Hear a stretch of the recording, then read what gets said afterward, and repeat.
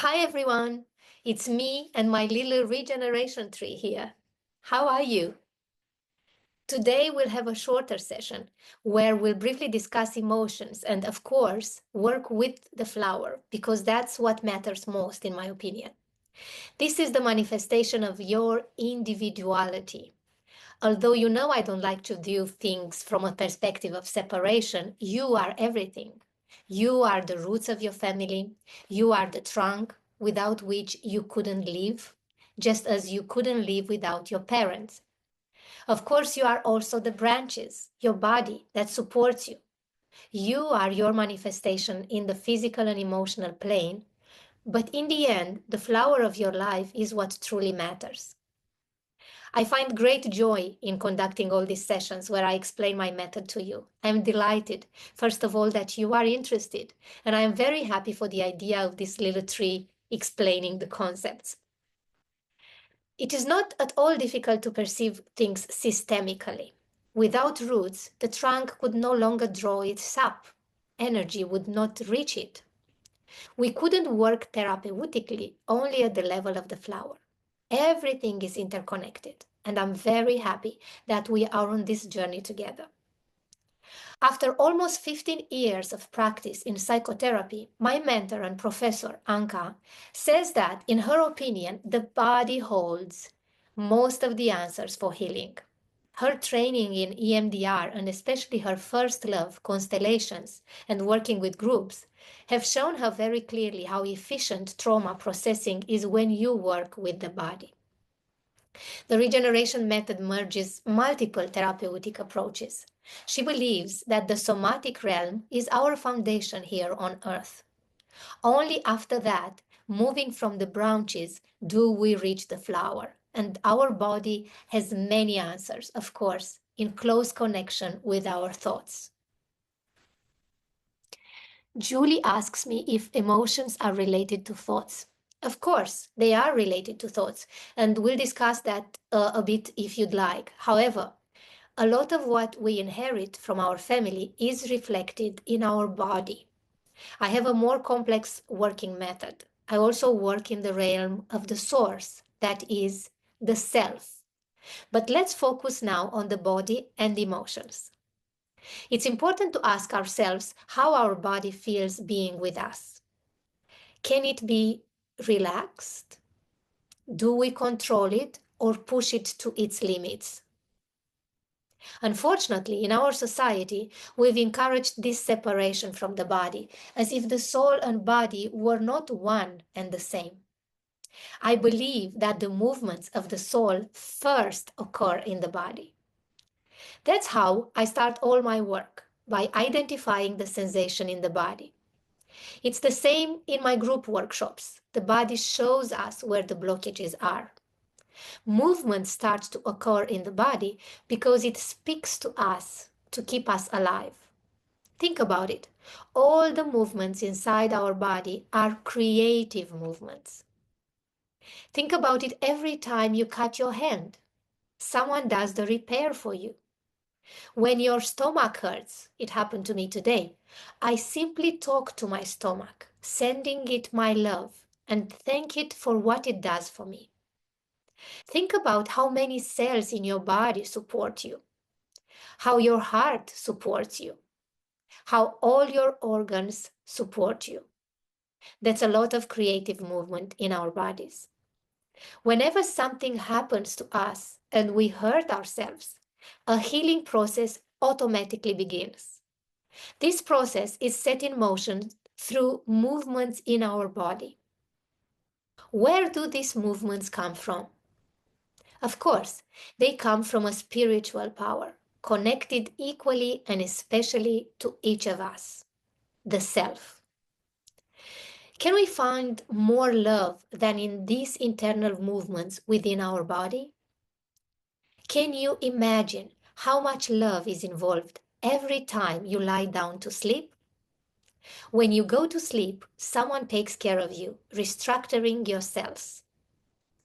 Let's transmit love. That's the essence of my entire method.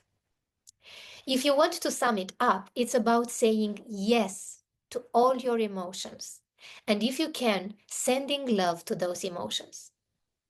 Could there be a more intimate relationship? That's the one between our spirit and ourselves. Let's compare this relationship between the eternal power and our body to a romantic relationship. How often do we turn toward this power? How often do we think about our source? Many times we treat our body as if it were our subordinate, as if it were our servant. We criticize it, saying it's not good enough, even though it's clear that nothing can live without the body. Not even the spirit can exist without it. Many of us neglect our bodies. We expose them to various risks, smoke, overeat, or have all kinds of addictions. So, it's natural to ask, where does reconciliation begin? Where does peace at all levels come from? Reconciliation always begins with respect and love. This is true in all aspects of life. I'm proud of you, iPhone user. Look at what you wrote. I started looking in the mirror and speaking to myself, embracing myself. In about 10 minutes, I felt as if I was whole again. Thank you for the awareness I have gained by listening to you. Thank you for what we are doing together, because it's no small thing. Indeed, it's not a small thing to think systemically. Very few people do, and you are among them. As I mentioned, reconciliation and healing always begins with respect. Respect for our roots, for our parents. Respect and love are what truly heal. And of course, respect for our body and for our emotions. In the regeneration method, leaves represent emotions. Emotions come and go. They don't last forever. Today I have one emotion, tomorrow another. We shouldn't anchor ourselves to emotions, because just like the tree that sheds its leaves, our emotions can be released. We let them go. They are just visitors, and we can allow them to live. It's not necessary for them to stay with us. So, let's do this exercise. What do you say? Close your eyes, breathe, and focus on your body. What do you feel? Which part feels stronger to you? The left or the right? Is your relationship with your mother stronger or your relationship with your father? How do you feel? The left side for your mother or the right side for your father?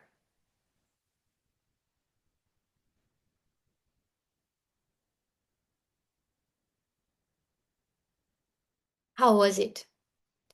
Were you able to perceive the separation within yourself? This differentiation we make within our being creates imbalance, both in the body and in our daily life. If you feel that it is the same on both sides, that's very good. Let's talk about leaves. Leaves indicate whether it is winter or summer. They have polarity. They are either red or green. Similarly, our emotions are polarized. Emotions can be negative or positive, but I don't agree with this strict distinction. Emotions are more reflections of our distance from our inner source. Now, imagine the source. The source or self is very high up. The closer you are to the source, the better you feel. If the source is the self or God or whatever you wish to name it, then there is peace, acceptance, and courage there.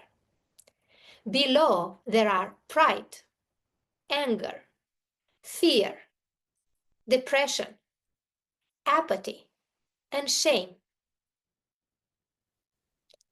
So, the closer you are to the source, the better you feel. Yourself is like a fragment of divinity within you. The closer you are to the self, to love, to God, however you choose to name it, the better you feel. It's very simple. You feel good when you are closer to yourself and feel bad when you are further away. When you are in your mind, you have all sorts of thoughts and limiting beliefs that distance you from your inner self. You can't separate yourself from your inner self. It's not possible because you are part of it. Yourself is shadowed by different parts, but you can't be completely separated from your inner essence. The inner self, this extraordinary light that you are in your essence, it's overshadowed by different parts, as I have explained before. These parts overshadow the self. Yes, it's George at 3 years old, Leslie at 2 years old, and they come in front of the self. If I have a dependency, let's say on alcohol, a part of me has a dependency on alcohol. Not me, but the parts have thoughts. The parts feel pain. The parts have traumas. Not me. I am the self. These parts that come forward have these experiences. How can I get rid of thoughts? No, we can't. We are here because your mind consists of these parts. They are wonderful and have good intentions. When a thought comes and says, you will never succeed, it is actually warning you. Be careful, you might not succeed. So it wants your good. Even these thoughts are parts that warn you. We don't get rid of any part. How to get rid of them? We don't get rid of our children. We love them, honor them, thank them for everything. But we don't get rid of anything. Everything we exclude, we attract.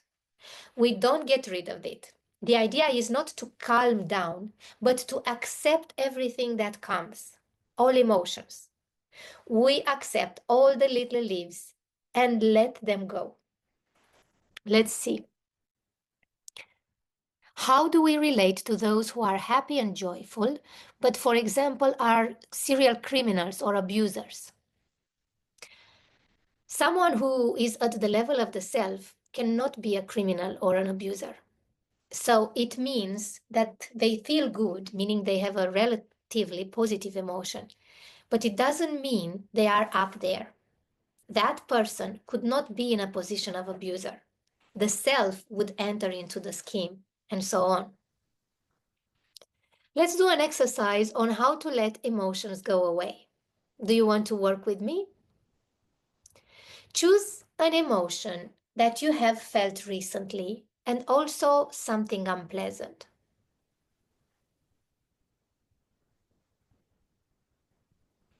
Have you chosen?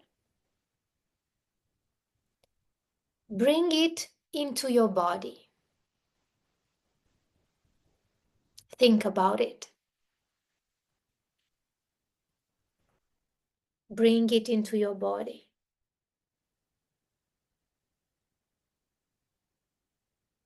On a scale from 0 to 10, how strong is it?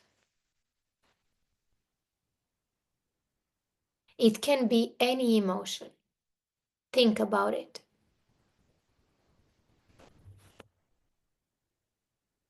Just let it be.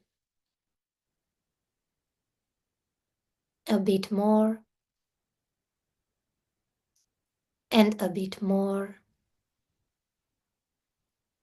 and a bit more. So let it be. We integrate it. That means a bit more, and a bit more,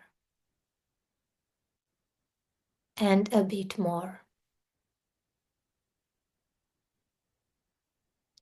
Now, imagine you open a window at the level of your chest or stomach or whatever you feel it, and open it wide, wide, wide.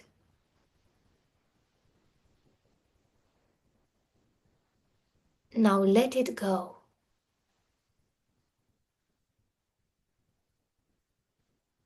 You are the master. You are the creator. Let it go. And let it go a bit more and a bit more and a bit more.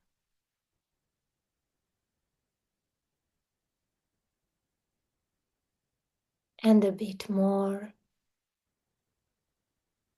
and a bit more. And now, just check how much you still feel that emotion from 0 to 10. So what did I show you? How much did it take? 1 minute? So that's the idea. You are the creator. You can work miracles. You can perform miracles. Do you understand? Now, I have to close the session here. I embrace you with much, much love. Good luck with your work, and we'll see each other in the next session. I hold you in my heart.